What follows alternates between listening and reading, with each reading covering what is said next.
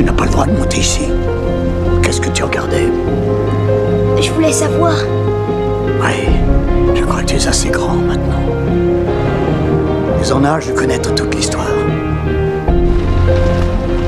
Bien, alors voilà. Nous sommes en 1832, c'est la nuit. Une nuit tout à fait semblable à celle-ci.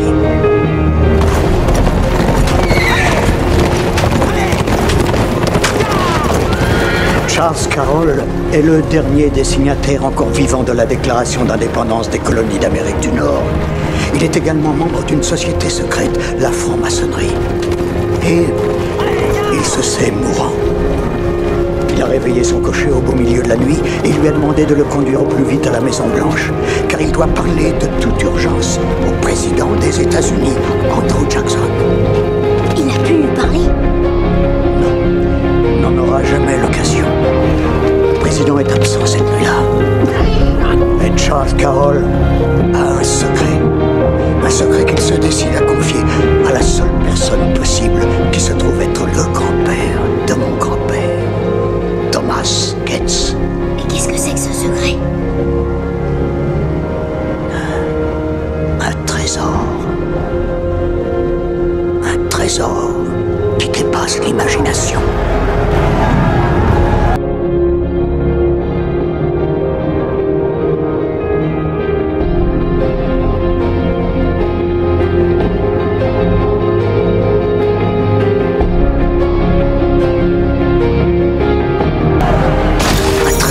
Pour lequel se sont battus au cours des siècles des tyrans, des pharaons, des empereurs, des seigneurs de la guerre. Un trésor qui ne cessait de grossir chaque fois qu'il changeait de main. Puis un jour, il a disparu. Il n'a réapparu que 1000 ans plus tard. Lorsque les chevaliers de la première croisade découvrirent des salles secrètes sous le temple de Salomon, les chevaliers qui découvrirent ces salles estimèrent que le trésor était trop grand pour un seul homme, fût-il roi. Ils le rapportèrent en Europe et ils fondèrent l'ordre du temple. Au siècle suivant, ils le transportèrent clandestinement hors d'Europe et ils fondèrent une nouvelle société secrète, celle des francs-maçons, en l'honneur des bâtisseurs des grands temples. Et ce fut la guerre. Au moment de la Révolution américaine, le trésor avait de nouveau été caché. Les maçons comptaient alors dans leur rang George Washington, Benjamin Franklin, Paul Revere. Ils savaient qu'ils devaient faire en sorte que le trésor ne tombe jamais aux mains des Anglais. Alors ils ont imaginé des cartes et des messages codés pour permettre à leurs successeurs de le retrouver. Avec le temps, la plupart de ces indices ont été perdus jusqu'à ce qu'il n'en reste qu'un. Et c'est précisément le secret que Charles Carroll confia au jeune Thomas Gates.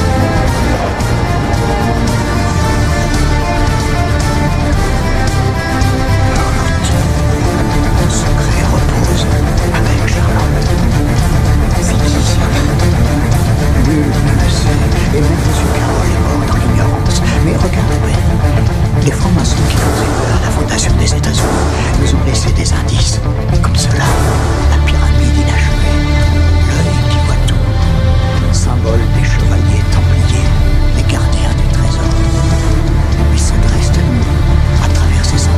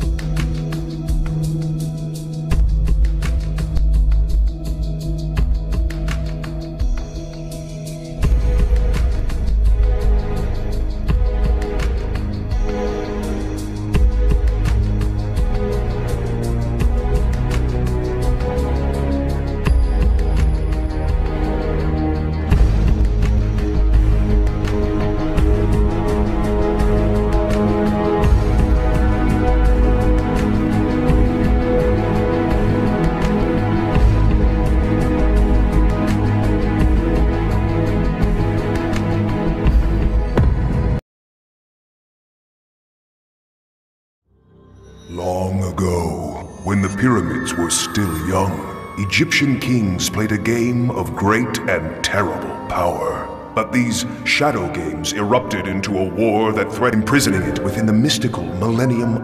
Now, 5,000 of the Millennium Puzzle. He is infused with ancient magical energies, the world from the return of the shadow games, just as the brave Pharaoh did 5,000 years ago.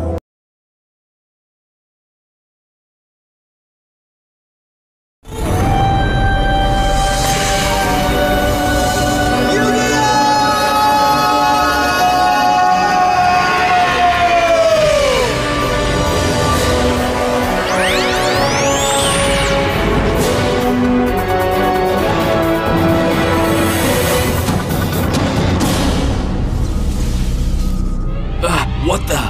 Now, Kaiba, prepare yourself, because it's time to duel!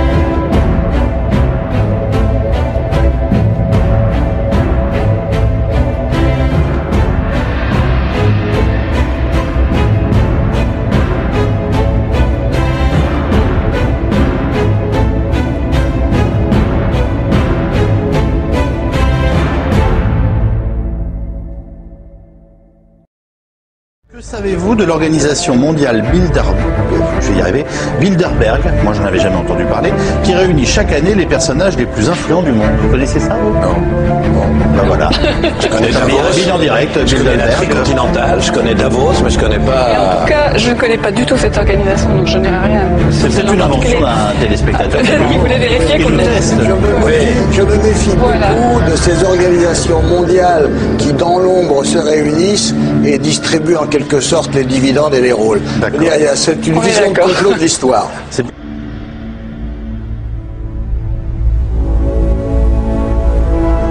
Monsieur, bonsoir. Les personnalités les plus influentes du monde réunies dans le plus grand secret à Genval, dans le Brabant wallon. Chaque année, le groupe Bilderberg se rassemble dans un pays différent pour discuter des grands problèmes internationaux. Des réunions depuis toujours entourées de mystères. À Genval, Grégory Hulot et Denis Clocart ont pu apercevoir notamment la reine Béatrix des Pays-Bas. Où effectivement, par exemple, le groupe Bilderberg réunit de manière annuelle, comme Davos, lors d'un meeting, 120 personnes, une centaine de personnes, et les participants sont des ministres, des dirigeants de multinationales, des dirigeants d'organisations internationales, et pendant 5 jours, on se retrouve dans un hôtel isolé pour pouvoir parler à voix haute. Médiatisé. Et ce n'est pas du tout médiatisé, effectivement, c'est un espace clos, un peu secret. Security for these meetings is extremely tight. In my experience, especially in Europe, quite frequently the military itself is deployed. And there's a large number of uniformed, armed cops. Jim Tucker is a self-appointed Bilderberg watchdog. At the 1999 conference in Portugal, Tucker tries to get close to the hotel where the meeting is taking place. Cop brag, we have snipers on top of those boulders up there, and anybody going over that fence day or night, they're going to stay over that fence. So apparently they take security rather seriously. The reason for all the security, say the conspiracy advocates, is obvious. I don't think 120 of the world's most powerful men get together and play pinochle.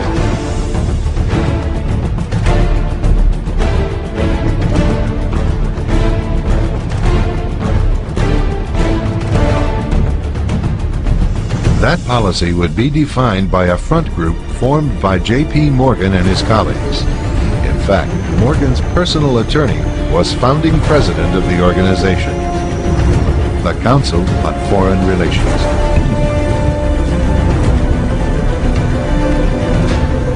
Today, the CFR maintains that its goal is to increase America's understanding of the world. However, the actual objective of this highly exclusive club is revealed by the rare admissions of the insiders themselves. In the early 60s, a Georgetown University professor collects information favorable to the network of powerful men who founded the CFR. For 2 years, Professor Carol Quigley is allowed to examine the confidential papers and secret records of this network. Quigley reveals that these men aim to create a world system of financial hands, able to dominate the political system of each country and the economy of the world as a whole. In short, they seek total and quiet control of the entire world.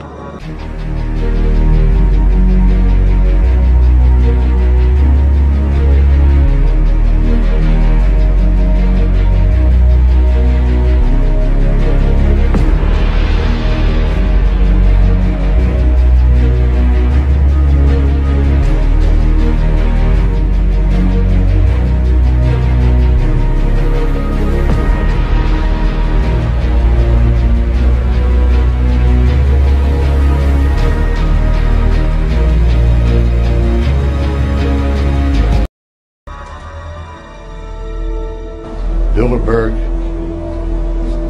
plan for the whole world is nothing less than world government.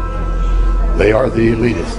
They feel they should run the world for their own selfish interests.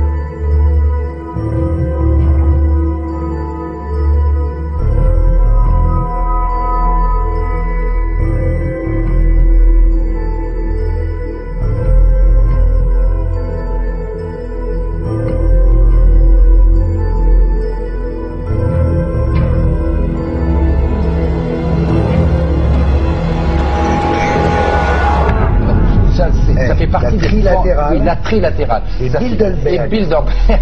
Je pense qu'il n'y a pas de 10% des gens qui savent ce que c'est, mais moi je vais le dire ce que c'est. Ah bah sur Internet, tout le monde sait ce que c'est. Mais ça fait partie des fantasmes de l'extrême gauche. Peut-être même Skull and Bones pour toi. Qu'est-ce que c'est quoi? Ah ça je connais pas. Tu connais pas Skull and Bones? Non. Tu fais semblant de ne pas. Non, je connais pas, mais il y a encore temps à apprendre. Bon, vas-y. Alors, ce sont des conférences internationales dans lesquelles on parle des grands problèmes du monde. C'est démocratique, tu penses, de faire ça? C'est-à-dire de se réunir entre gens qui dirigent dans différents domaines, politiques, financiers, et qu'on ait le sentiment.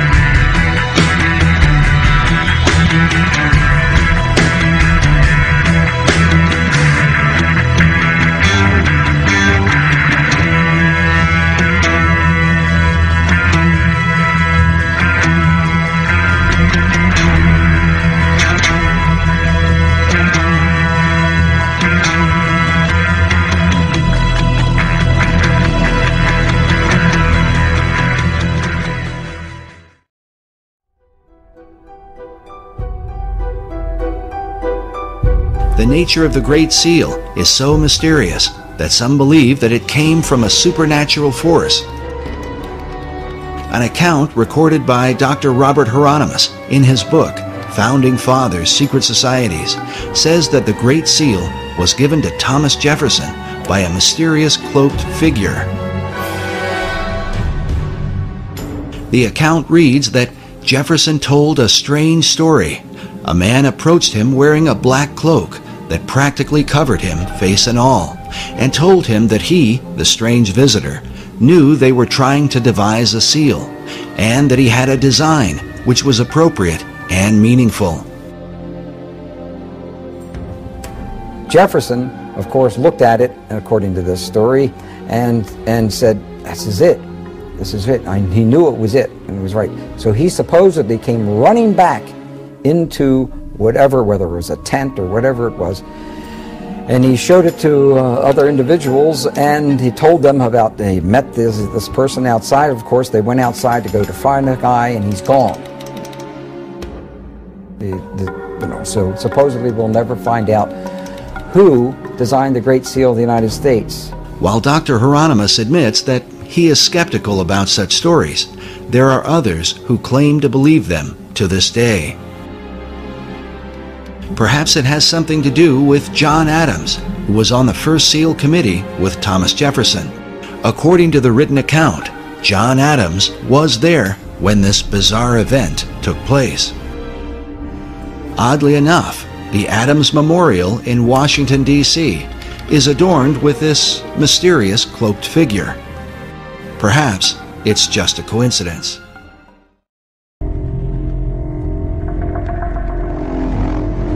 Close to 4 million practicing Satanists in the United States alone, based on my intelligence information. Like the priest mentioned, there's thousands of spirit worshippers and only different societies of spirit worshippers in this world. Most people don't know the Order of Skull and Bones at Yale is simply one chapter in a larger global organization known by many as the Illuminati. Its symbol is a skull and crossbones and the number 322. Skull and Bones is the name used by the uninitiated or non-members. The true name of the organization is the Order of Death or the Order of the Death's Head. George Bush and John Kerry have both been initiated in the same way. They swore an oath to the tomb, to the order of death above all others, and to wage eternal war against all of humanity. The society was actually founded on the Yale campus in the year 1832 by a General Russell, who modeled it upon German lodges of Freemasonry that used a lot of death's head imagery, skulls, skeletons, coffins, that sort of thing. The group's heavily fortified home. From their perch, Rosenbaum and his cohorts taped the tomb's courtyard. What they captured, they say, was initiates, known as neophytes, being forced to kiss a skull, then members performing a mock killing.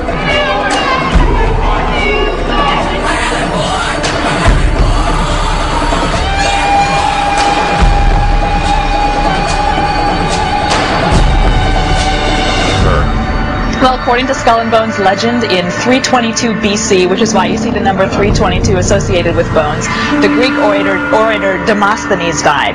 When he died, the goddess Eulogia, whom Skull and Bones calls the goddess of eloquence, arose to the heavens, and she didn't happen to come back down again until 1832, when Russell formed Skull and Bones. So now everything in the society is done in deference to this goddess. They have sacred anthems to her, they have a shrine to her, and they're supposedly encouraged to go steal things and bring them back to her in the tomb.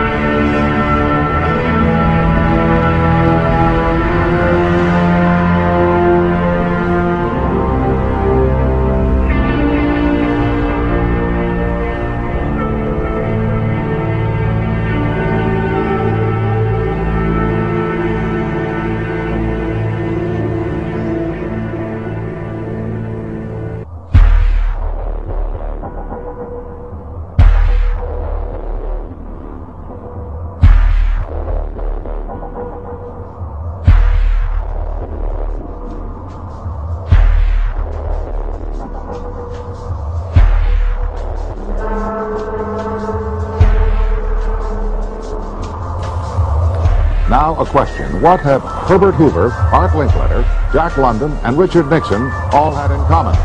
Well, they've all been members of the exclusive all-male Bohemian Club in California, where every year at this time the elite from around the country get together for 2.5 weeks of fun and games.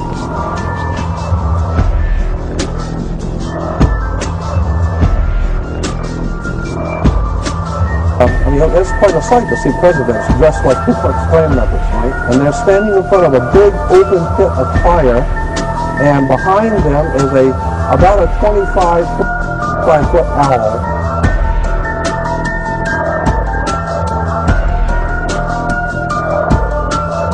The Canaanite deity Moloch was worshipped in Greece, Babylon, and then later in Europe.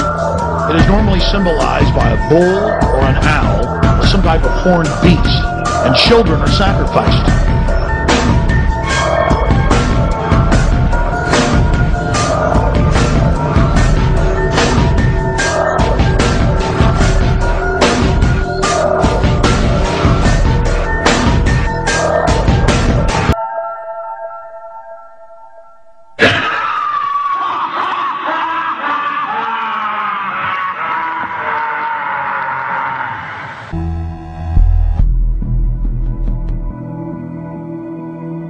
One of the most influential secret societies spawned by the Bavarian Illuminati is the Order of the Golden Dawn. It was founded in 1887 by a Freemason, William Wynne Westcott, who claimed to have deciphered a coded alchemical script containing initiation rituals of a secret German occult order called Die Golden Dammrung.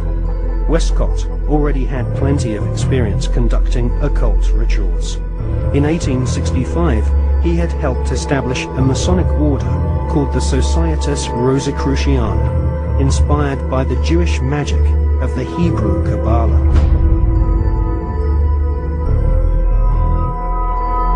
These rituals are still enacted at study group meetings at the United Grand Lodge in London. For many years, held its meetings at the London headquarters of the Masons.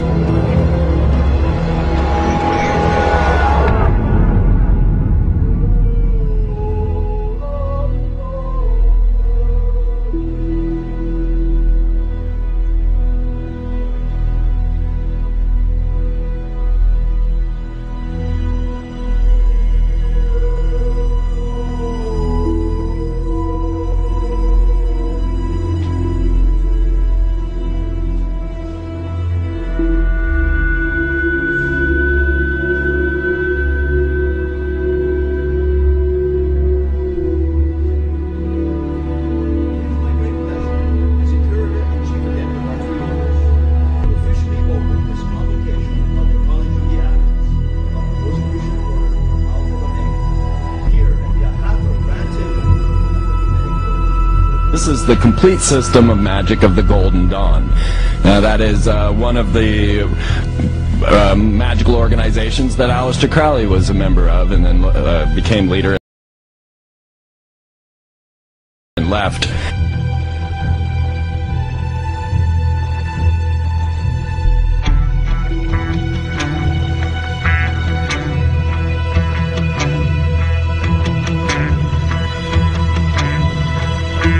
Now, what you must realize is, once you get up in the higher levels of Freemasonry, with like the Ordo Templi Orientis, the order of the OTO, this is sex ritual, is sex magic, and that's where you get all of these hermaphroditic sexual symbols like.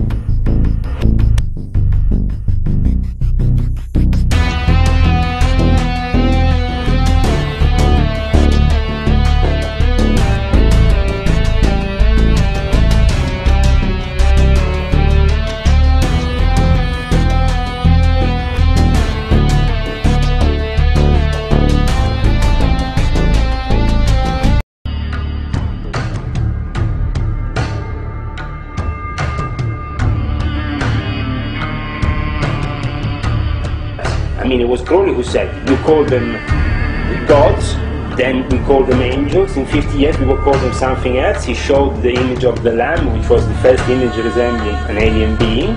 This is genius.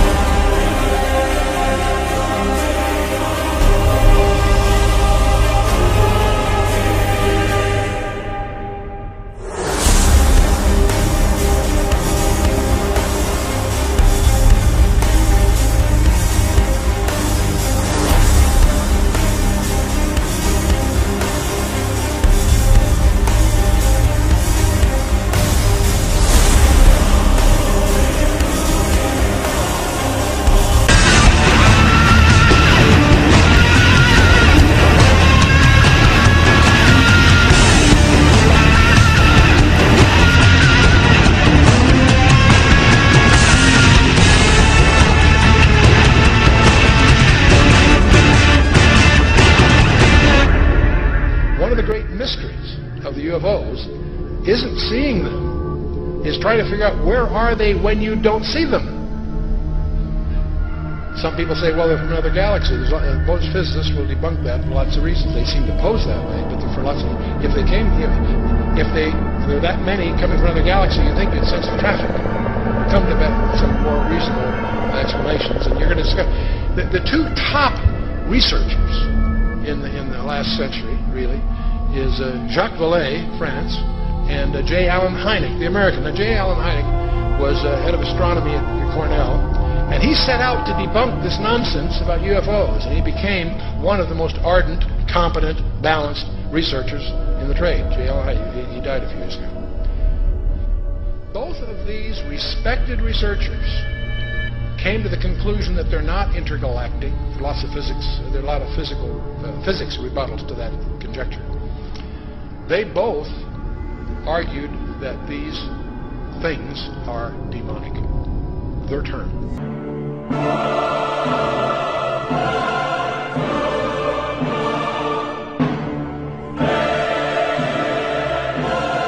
And it's very powerful magic. We're not talking about tricks. We're talking about some serious magic that could do some serious harm.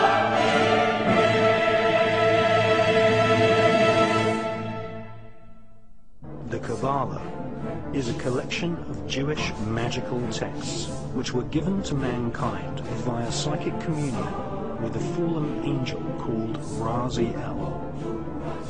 Raziel is one of a pantheon of so-called fallen angels who serve the light-bringer, Lucifer. The Kabbalah describes the many angels and demons inhabit the spiritual realm. The Kabbalah is written in code. Codes are used to conceal multi-layered complex information which would later be studied by medieval alchemists.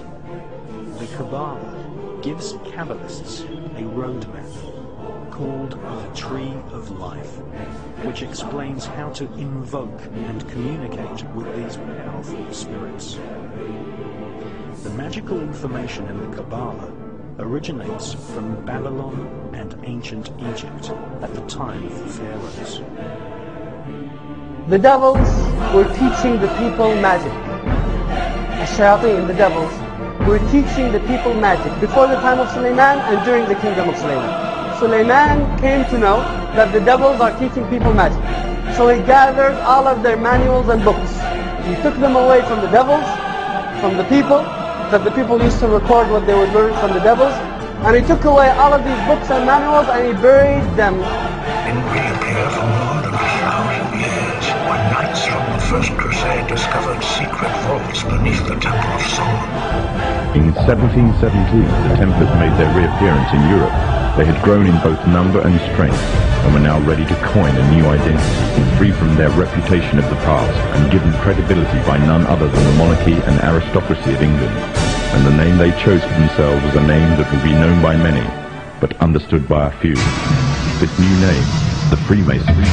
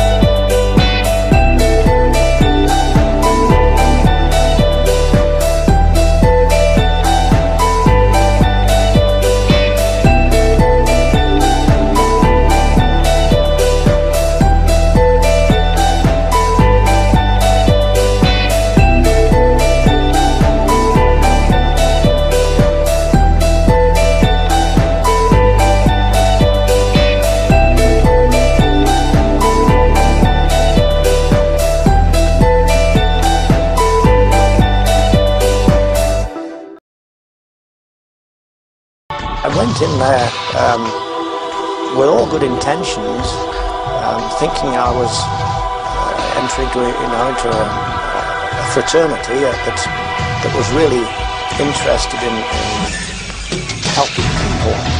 But now I realise that in the lower echelons, in the lower degrees, you don't realise what's happening.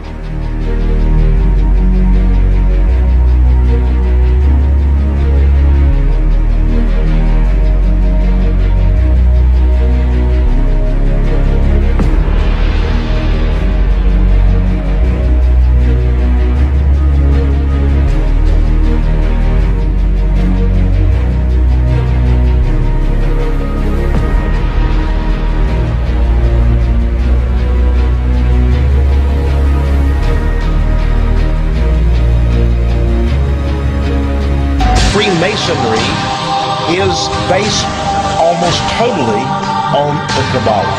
Everybody wondered, why do they have a fraternal organization called the Freemasons? Aren't those the guys that build walls? You bet they do. And every wall they build contains the secrets that have been kept and maintained throughout the ages.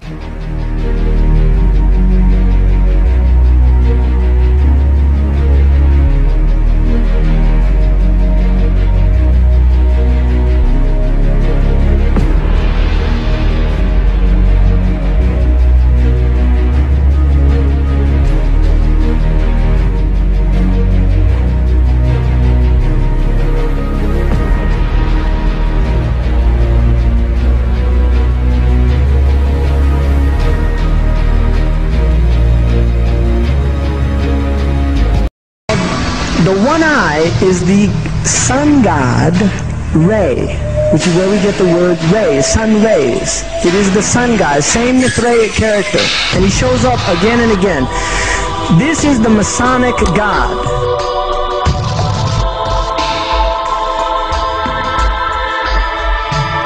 This is the eye of Lucifer. Within Freemasonry, we find Osiris, Adonis, and Isis mentioned quite frequently. So, of course, these are the Egyptian pagan symbols, pagan gods.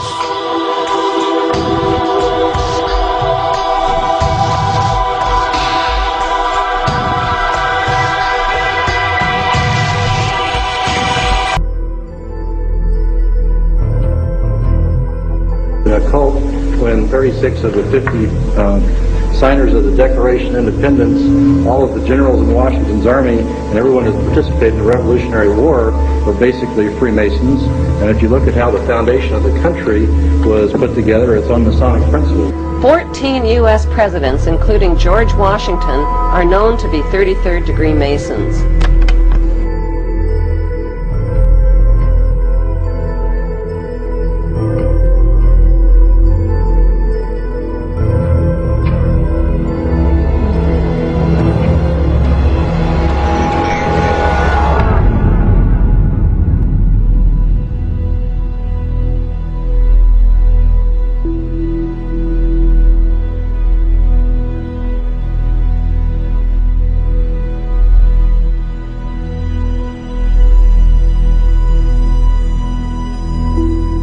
The first royal member of the Freemasons was Frederick, Prince of Wales.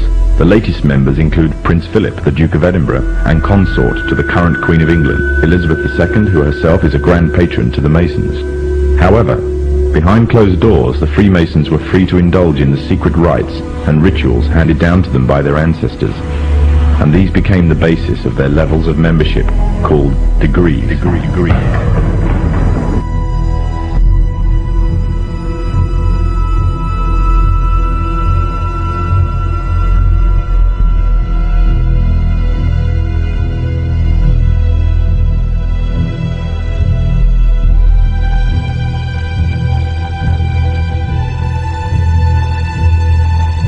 Among the former Bonesmen are three presidents: William Howard Taft, George Bush, George W. Bush, numerous senators and ambassadors, industrialists like William Whitney, CIA agents, State Department officials, and the publishing magnate Henry Luce. 2 centuries, Skull and Bones has produced the stewards and leaders of the American ruling class. The Eastern establishment, elite core of diplomats, spies, Supreme Court justices, senators, president. You were both in Skull and Bones, the secret society. It's so secret we can't talk about it. You both were members of Skull and Bones, a secret society of Yale. What does that tell us? Not much, because it's a secret.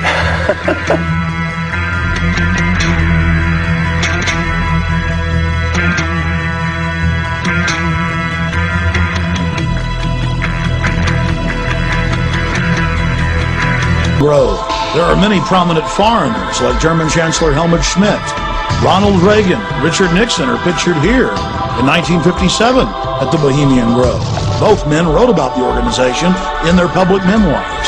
Schwarzenegger is a reported visitor to the Bohemian Grove, as well as former President Jimmy Carter. While in New York, we ran into the Karl Rove of 4 administrations. David Gurdon, top presidential advisor. Ford, Reagan, George Herbert Walker Bush, and Bill Clinton. We couldn't believe our luck.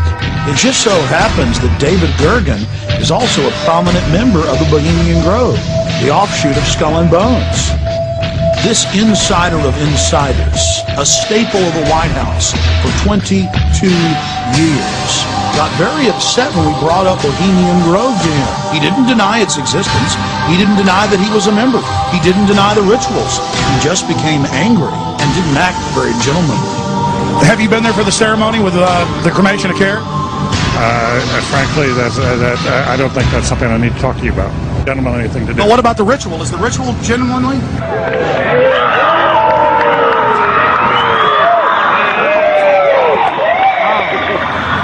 Sir, everything. I don't owe you this comment. I know.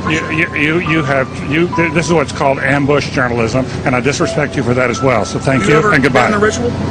It's none of your damn business. People are familiar with the more famous names that are connected to these secret societies: Henry Kissinger, David Rockefeller, etc., etc. But there are literally hundreds of top-level, very powerful people who are at the inner core of these secret societies.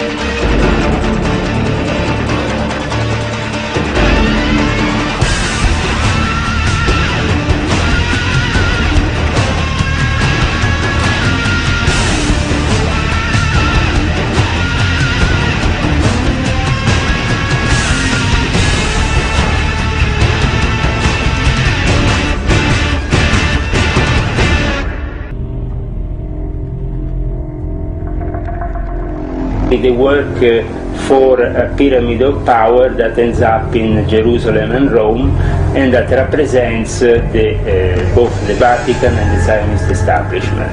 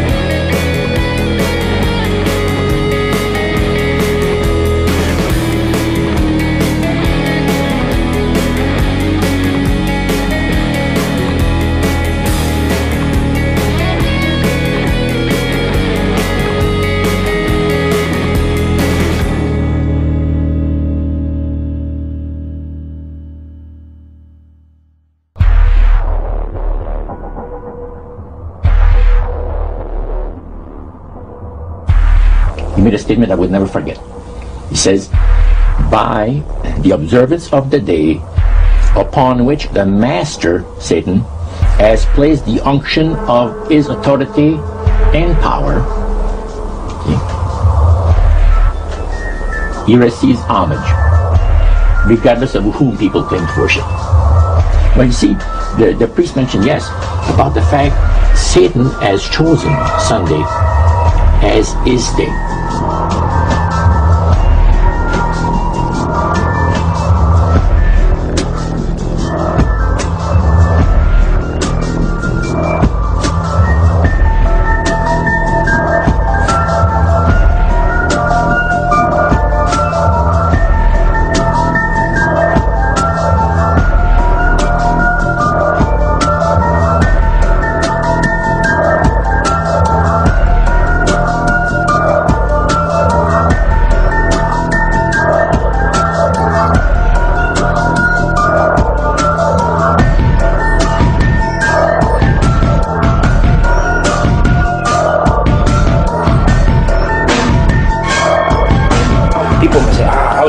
The Pope is evoking demons. Well, if you just do a little bit of brief history lessons and you go and study the history of the Vatican, you will find that from Papa Noffi to many other popes in the Vatican, they have been practicing magicians themselves.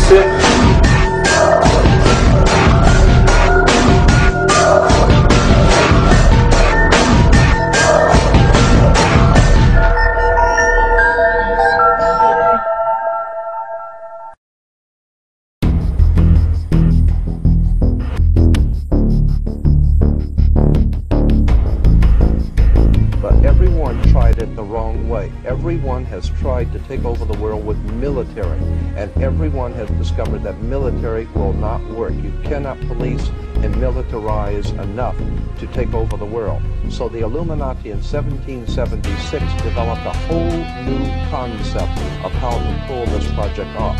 Instead of trying to force people into a new order or a totalitarian dictatorship on the military, which you cannot do because people are always going to rebel at that. The idea was developed by Adam Weishaupt to create enough violence and create enough chaos and enough bloodshed to frighten the world so that the entire world of mankind would one day come to the conclusion that there's too much bloodshed, too much crime, and there's just no possible way for the human race to exist unless we come together and pool our resources and all of us accept one government and one order, and we will all live together in peaceful, happy, as one family, and nothing could be further from the truth that the chaos that is being developed today is being developed purposely to cause us to be frightened into accepting as a remedy the new order of the world, which is a total dictatorship of people.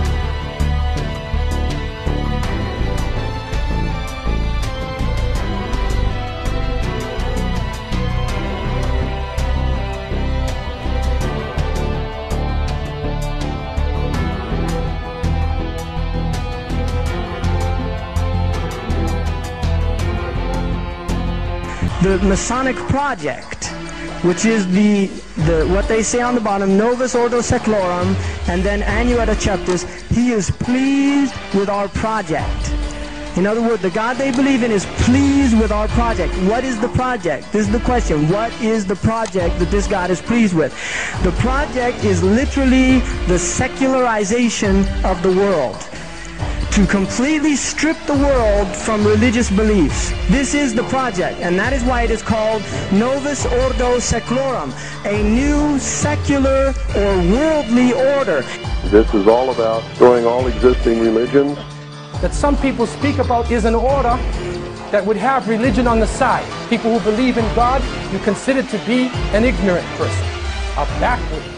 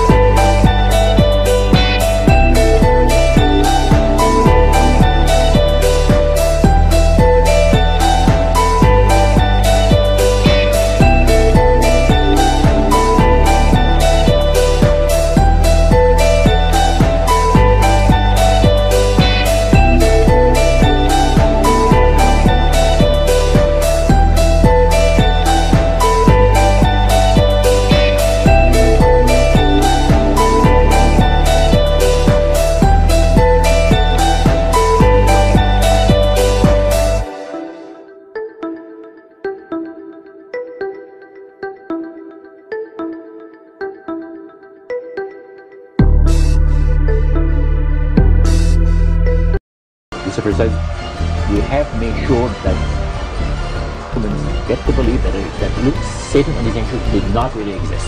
You know, Roger, that's interesting because a recent research study before the library indicated that in a national survey, I believe it's over 75% of people do not really believe in a real tangible devil. But there is one.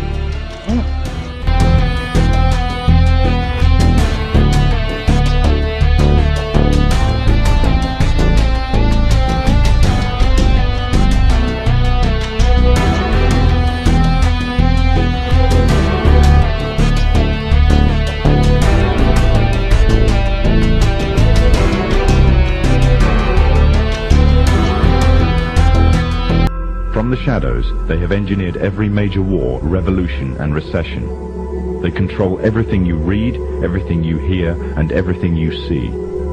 They have managed to indoctrinate an entire populace to their way of thinking, and have infiltrated key positions in places of authority. And it is from the shadows that they have created a new political order, a new economic order, and more sinister, a new religious order. So they have a plan to give us a new age, world, global occultic religions.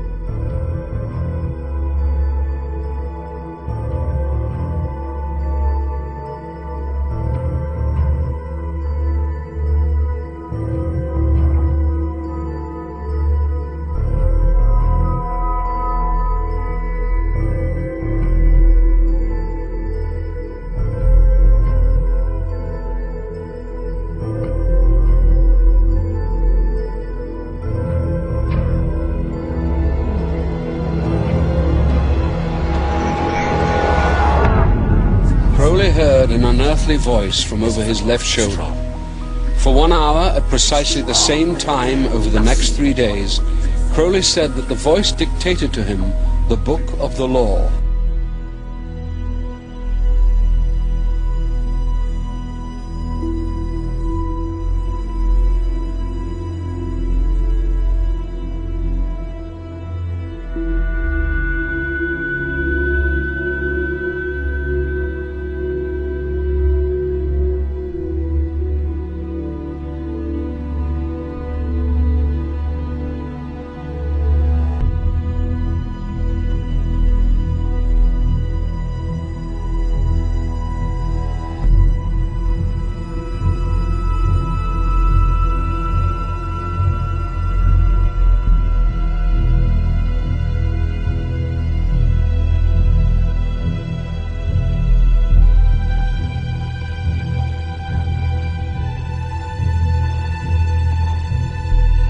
Has for good reason also been called the other Loch Ness Monster.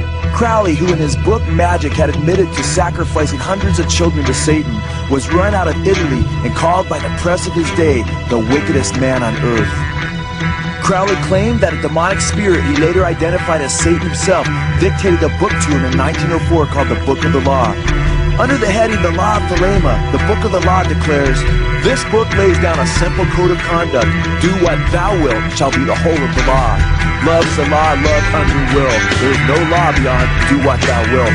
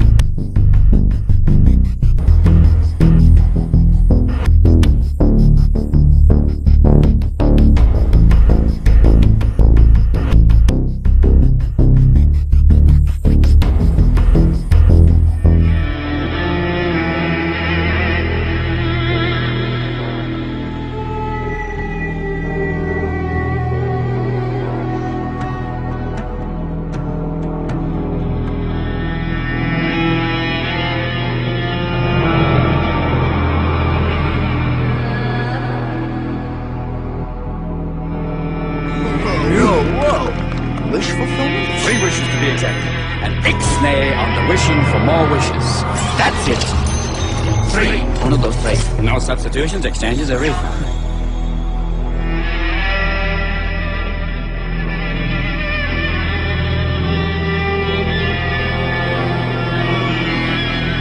That the priest mentioned to us that the time had arrived for us to start trusting the spirits and give the spirits a chance to work for us. And there was a number of gifts that you could choose from.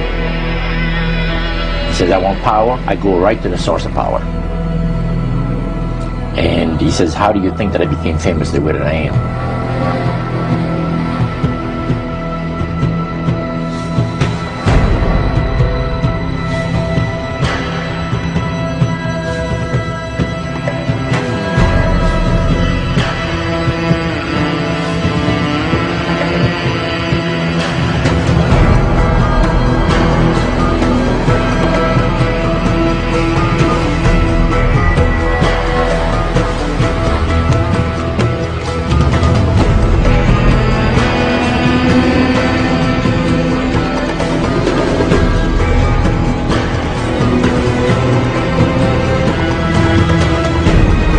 Robert Johnson is considered the king of the Delta blues. He's also considered the father of rock and roll. And it's very significant that Johnson would be considered the father of rock and roll, as it is alleged that he had sold his soul to Satan in Clarksville, Mississippi, in exchange for guitar playing abilities and worldwide fame. Well, they say he sold himself to the devil. That's what they say. I heard a lot of people say that he sold himself to the devil, went to the cross, and all that. After Johnson's alleged pact with Satan, everything changed, as Johnson went from being the worst blues guitarist in a matter of months to the best. I think he's the greatest folk blues guitar player that ever lived. Some musicians who knew Johnson claimed that Johnson himself admitted that he sold his soul to Satan. I never seen him have to practice, anything like that. Never seen him sit down and learn a song. He already knew it. Once he attempted to play it, he knew it. He had a built-in computer. Everything he heard was there. All he had to do was punch the button.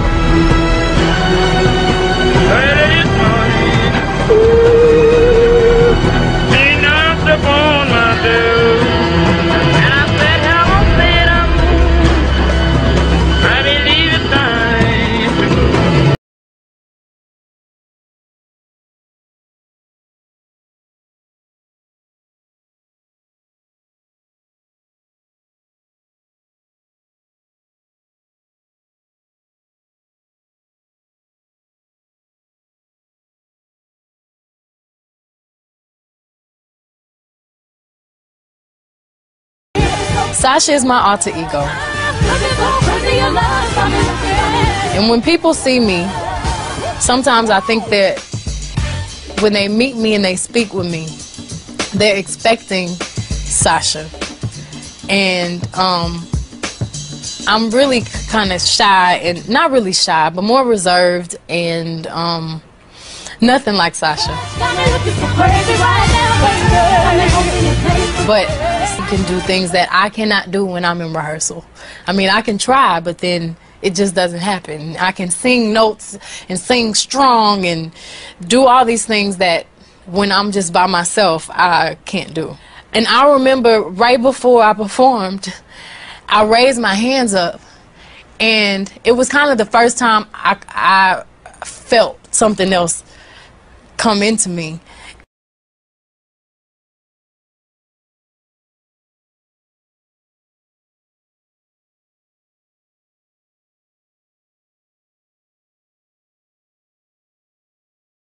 Who is Roman?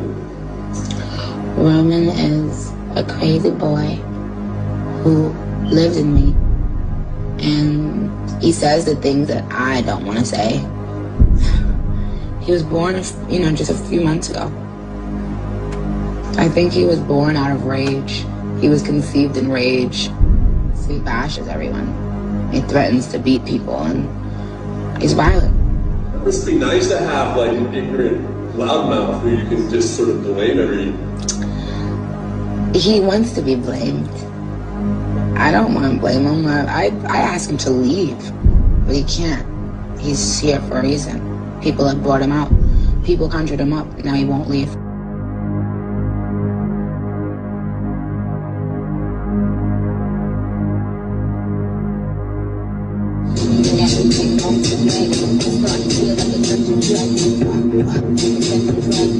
When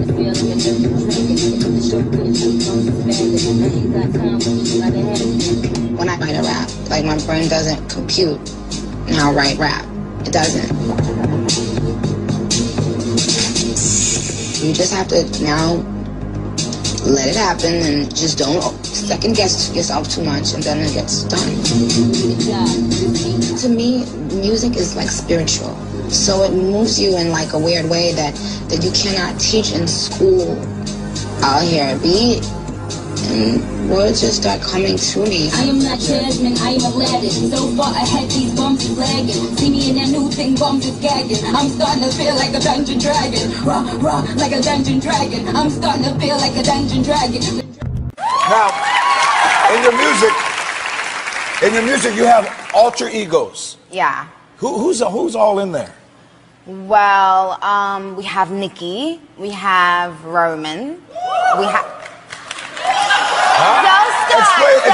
Explain Roman for the people that don't know Roman. Roman is he's a gay boy. He lives... Oh, okay. I think that's Roman right there. Right, I think I'm Roman there. No, wait.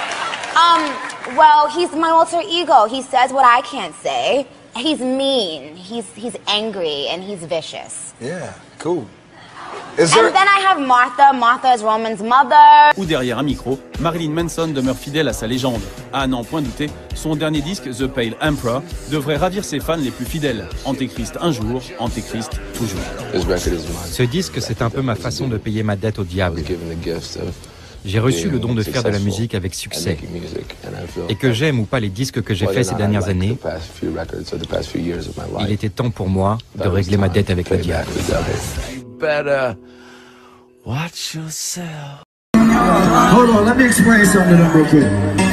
Before everybody starts screaming and saying, oh, like I told y'all earlier, you motherfuckers have entered the rapture. And if ain't nobody flying up to heaven right now, obviously all y'all motherfuckers going to hell. Right with me. So, let's get it. Oh, you already here. I'm so sorry. You can't get out. You're stuck. It's over. You heard the song 1,000,000 times and you didn't even know. That's fucked up. But I still love you anyway. No, it's okay. It's whatever. You still love me? You do? That's why I love you, because you don't judge me. I love you. Je ne croirais pas que ce soit possible. Et puis merci à l'autre là-bas, Adam, qui a dit qu'il fallait trouver quelqu'un qui pouvait être absolument sans aucun charisme et qui soit abhorré par tout le monde. Donc on pourrait le demander à Christian Bale. Donc merci pour toute la concurrence, vraiment. Je vais vraiment occuper le terrain des connards sans charisme. Merci. Qui, je sais pas, qui a le prochain rôle, Mitch McConnell peut-être, ce serait pas mal. Merci à Satan qui m'a inspiré beaucoup pour jouer ce rôle. Et puis il faut que je regarde autour de moi, remercier tout le monde. Megan, ah oui, merci. On a fait quelques grands films ensemble. Merci d'être une telle amatrice de films. Amy, Steve, Sam, tous les autres acteurs, Didi, Jeremy, Brad.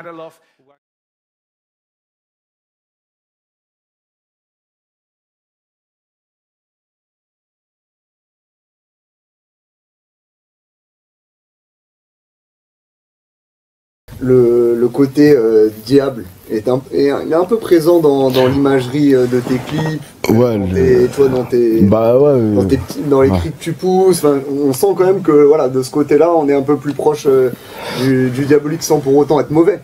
Mais tu vois, dans l'imagerie, il y a un peu de ça. Écoute, je vais pas y revenir, mais je suis habité.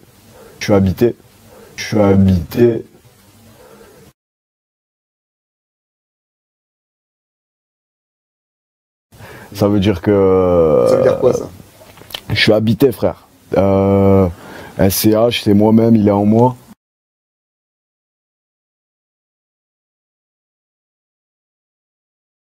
Et quand il sort, frère. C'est ça, frère. C'est le S, Godze, numéro 19. Y a pas quelqu'un qui pourra chier un marafak ou un QLD ou un comme le S, il chie. Entre guillemets, tu vois. C'est pas prétentieux de dire ça, vraiment pas. Je le dis pas par prétention. Je le dis, moi j'écris dans le noir. j'écris pas dans la lumière. Ça veut dire que quand j'écris, il n'y a pas une source d'UV qui passe par les fenêtres. Je le dis, moi j'écris dans le noir, j'écris pas dans la lumière. Ça veut dire que quand j'écris, il n'y a pas une source d'UV qui passe par les fenêtres. C'est le noir qui m'inspire, j'y peux rien. Je mets les lumières, j'ai pas envie d'écrire. Alors peut-être que ouais, c'est ce sombre vers lequel je vais qui me donne envie d'écrire. C'est quand même énorme. Mais il y a une légende urbaine qui raconte que certaines personnalités qui rencontrent un succès fulgurant, un succès énorme, donné leur âme au diable. ont fait un pacte, ont signé un pacte avec le diable. Est-ce que tu penses que c'est une légende urbaine ou est-ce que tu penses que ça arrive? Ah non, ça arrive réellement. Le diable peut te donner, le diable il te donne mais il te reprend, alors que Dieu il te donne pour toujours en fait. Et quand tu donnes ton âme au diable, j'aimerais pas être avec eux après en enfer. Hein. Tu crois qu'il y a des candidats de télé-réalité qui font des pactes comme ça? Oh, il y en a beaucoup qui marchent avec le diable. Après, je sais pas s'ils ont fait des pactes, ce serait énorme de m'avancer là-dessus, mais c'est possible. Écoutez, tu as dit également beaucoup ce message. Hello Ruby, j'aimerais bien pactiser et tout, comme on t'a fait et tout. Je vais répondre une fois pour toutes parce que franchement, j'en ai marre. Je ne vous aiderai pas. C'est-à-dire que déjà, je ne peux pas vous aider.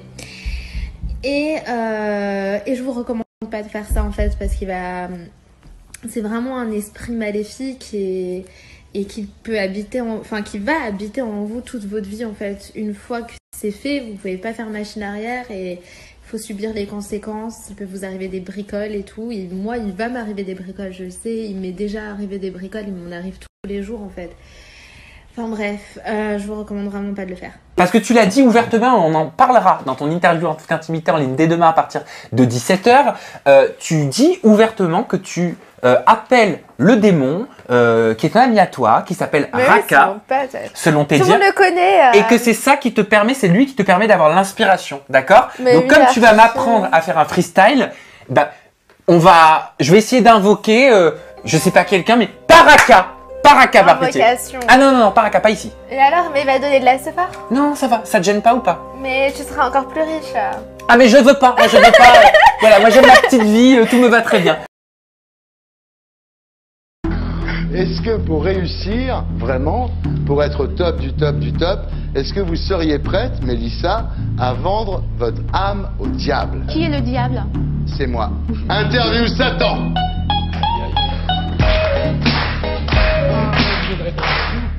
Vous êtes en enfer. Ça vous dérange pas trop les flammes là? Ça va? Ouais. Vous aimez ma chanson?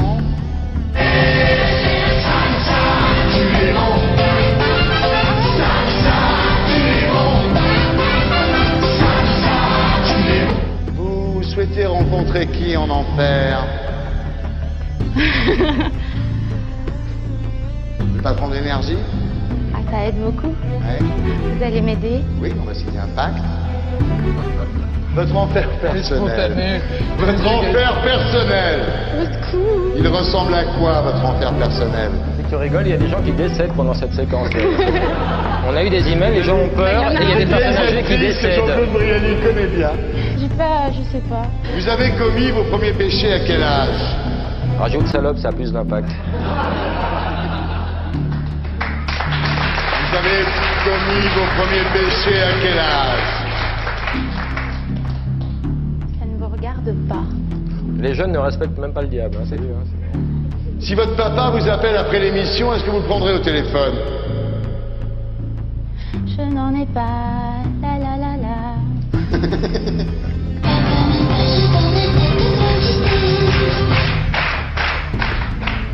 Vous avez envie de lui faire du mal à votre papa pour le punir d'être parti?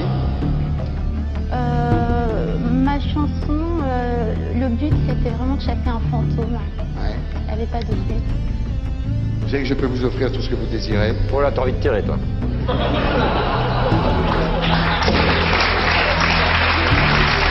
Comment veux-tu? Je te connais. Comment veux-tu que je fasse un diable? Je connais Belzébuth.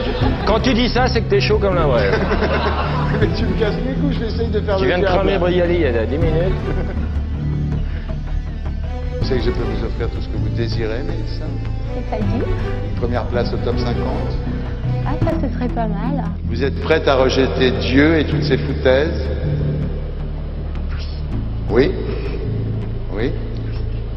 Juré. Mais vous me regardez comme si j'étais vraiment le diable. Je tire Ardisson, c'est un jeu. Je sais pas, j'y croyais à un moment. Elle y croyait, c'est bien. C'est excellent dans le rôle du diable. Bon. C'est bien comme Hein, acteur. tu m'as dit tout à l'heure. Ouais. On le signe ce contrat avec le... Je sais pas, faut que je lise les petites lignes quand même. On signe? Je lis les petites lignes d'abord. Elle est très entêtée en fait.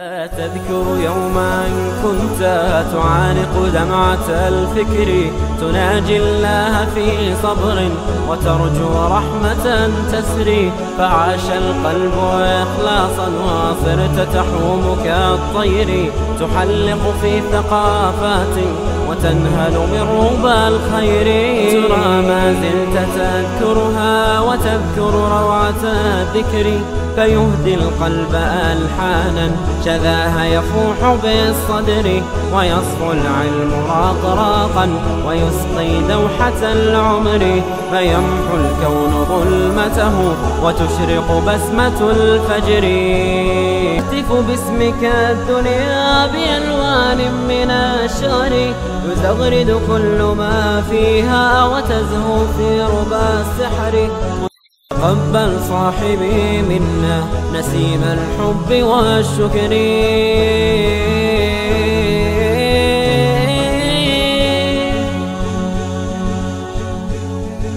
أتذكر يومها إن كنت تعانق دمعة الفكر تناجي الله في صبرك وترجو رحمة تسري فعاش القلب إخلاصا وصرت تحوم كالطير تحلق في ثقافات وتنهل من ربى الخير